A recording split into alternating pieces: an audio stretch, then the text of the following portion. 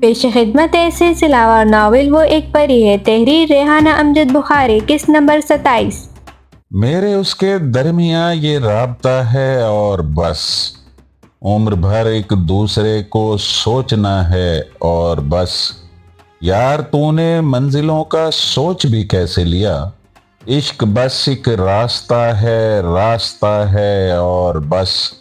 رات دیواروں سے سر ٹکرا رہی ہے آج بھی کمرے میں ہوں، ایک دیا ہے اور بس۔ خواب زادی یا کبھی خوابوں سے ہٹ کر بھی ملیں، خواب تو ہیں خواب، ان کو ٹوٹنا ہے اور بس۔ اے شبِ گریہ میری آنکھیں مکمل ہو چکی، آخری ایک اشک پلکوں پر کھڑا ہے اور بس۔ یوں تو سب کچھ ہی سلامت ہے میرا اس کے بغیر، ہاں مگر ایک دل یہاں ٹوٹا پڑا ہے اور بس۔ زارا نے آنکھوں سے بہنے والے آنسوؤں کو صاف کیا اور ریموٹ اٹھا کر ٹی وی بند کر دیا۔ غزل کے ہر ایک شعر نے اس کے دل کو چھوا تھا اور اسے جھنجھوڑ کر رکھ دیا تھا۔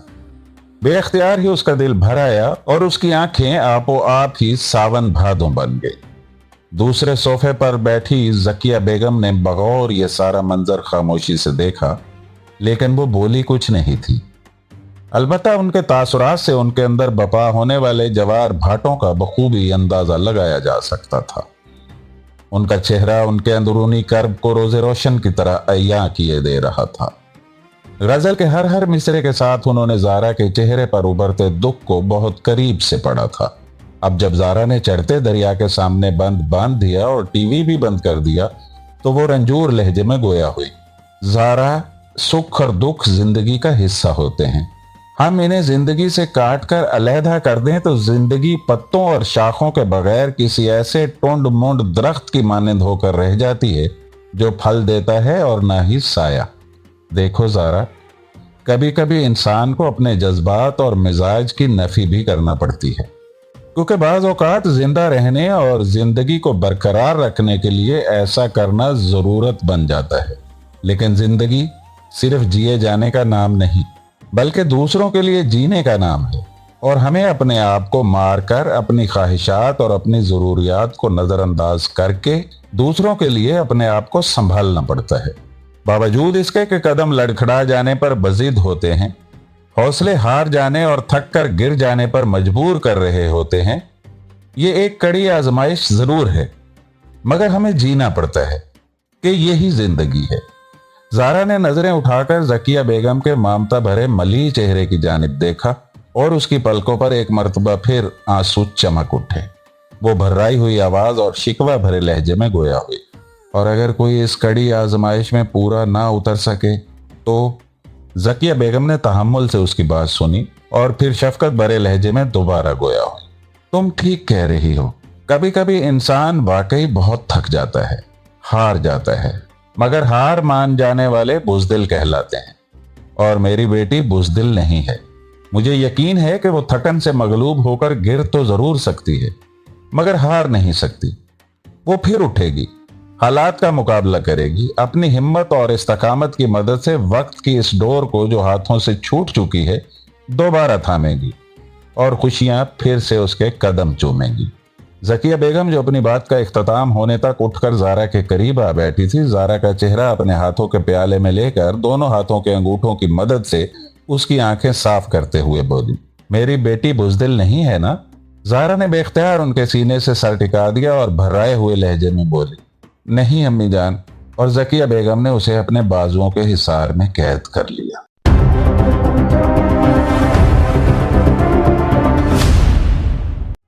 سنو، اذان نے آواز دے کر قریب سے گزرتے ہوئے اس لڑکے کو مخاطب کیا جس نے سفید کوٹ پہن رکھا تھا اور وہ ہاتھوں میں کچھ ادویات اٹھائے ہوئے تیزی سے جا رہا تھا۔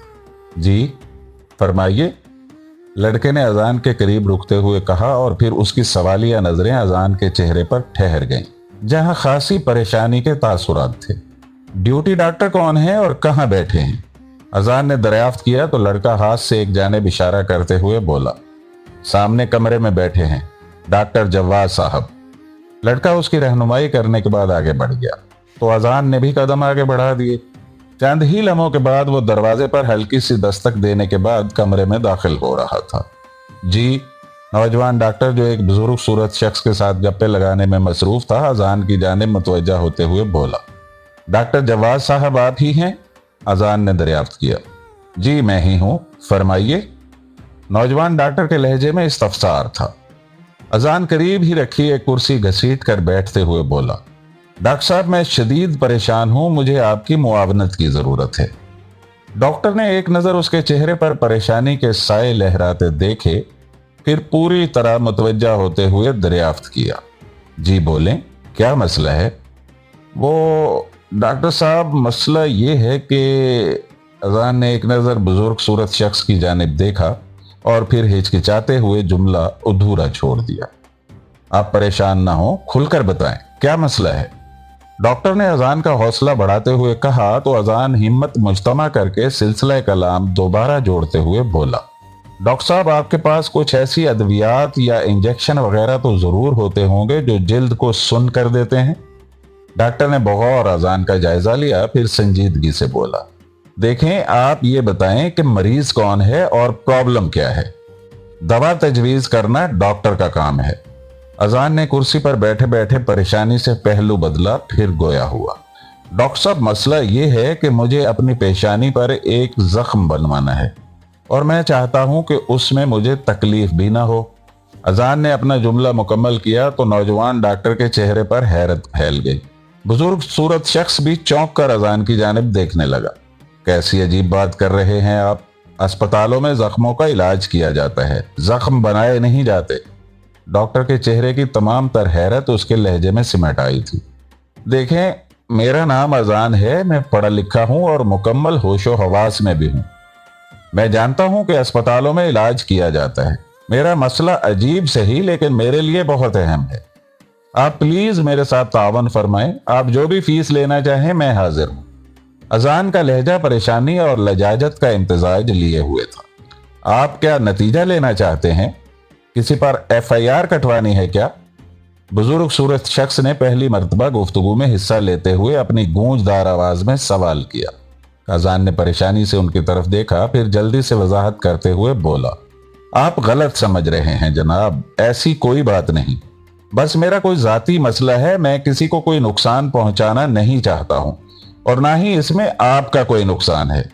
अजान ने बुजुर्ग शख्स को जवाब दिया, फिर दोबारा डॉक्टर की तरफ देखते हुए मुल्तजी लहजे में गोया हुआ, प्लीज डॉक्टर आप इस सिलसिले में मेरी हेल्प फरमाएं। डॉक्टर ने संजीदगी से अजान की आंखों में आंखें डालते हुए जवाब दिया, आई एम सॉरी मिस्टर अजान, आपकी ये अनोखी ख्वाहिश सिरे से गलत है और मैं इस सिलसिले में आपकी कोई मदद नहीं कर सकता। Very sorry. डॉक्टर प्लीज समझने की कोशिश करें, मेरी दिमागी हालत बिल्कुल दुरुस्त है, आप मुझे पागल मत समझें। ये जख्म बनवाना मेरे लिए बहुत अहम है। मैं रात के इस पहर आपसे मजाक करने नहीं आया, ये मेरी इज्जत का सवाल है, आप मेहरबानी फरमाएं।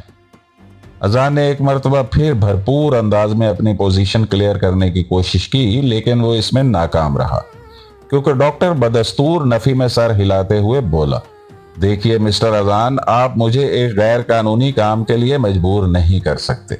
जो बात अकल तस्लीम न करे और मेरे दायरा इख्तियार में भी ना हो, मैं वो कैसे कर सकता हूँ? माफी चाहता हूँ, मैं ये हरगिज नहीं करूंगा। नौजवान डॉक्टर जवाद के लहजे में कतईयत थी। अजान ने बारी बारी बुजुर्ग सूरत शख्स और नौजवान डॉक्टर की तरफ देखा, फिर उठकर थके थके कदमों से चलता हुआ कमरे से बाहर निकल गया। अंदाज में मायूसी थी। चंद ही लम्हों के बाद वो दोबारा रिक्शा में बैठ रहा था। रिक्शा स्टार्ट होकर आगे बढ़ा तो अचानक अजान के दिमाग में बिजली की तरह एक ख्याल चमक उठा। रुको रुको एक मिनट, अजान के लहजे में बेकरारी थी। रिक्शा ड्राइवर ने बौखलाकर ब्रेक पैडल दबा दिया। रिक्शा अभी पूरी तरह रुका भी नहीं था कि अजान तेजी से उतरा और फिर लपक कर दोबारा अंदरूनी जानिब बढ़ गया। अंदर दाखिल होते ही सबसे पहले नजर आने वाला वही लड़का था जिससे कुछ लम्हे कबल ही उसने डॉक्टर का कमरा दरियाफ्त किया था। सुनो एक मिनट, अजान जल्दी से उस लड़के के करीब जाते हुए बोला तो लड़का जो बहुत सी डिस्पोजेबल सिरिंजें उठाए एक जानिब बढ़ रहा था, उसकी जानिब मुतवज्जा हो गया। यहाँ इमरजेंसी में डॉक्टर शाहिद की ड्यूटी भी तो होती है, वो मेरे दोस्त हैं, उनसे कैसे मुलाकात हो सकती है? लड़के की सवालिया नजरों को देखते हुए अजान ने जल्दी से दरियाफ्त किया तो लड़का गोया हुआ। उनकी ड्यूटी दिन में होती है, उनसे मुलाकात के लिए आपको कल दिन के वक्त आना पड़ेगा। लड़का जवाब देने के बाद आगे बढ़ गया, लेकिन उसकी बात सुनकर अजान के तमाम तर अरमानों पर ओस पड़ गई थी और वो एक मर्तबा फिर ढीले कदमों से चलता हुआ वापस जा रहा था। फिर कुछ ही देर के बाद वो रिक्शा में बैठा शाहिद के घर की जानिब उड़ा चला जा रहा था। कहानी अभी बाकी है, फिर मिलते हैं अगली किस्त में, सिर्फ दास्तान कदा पर।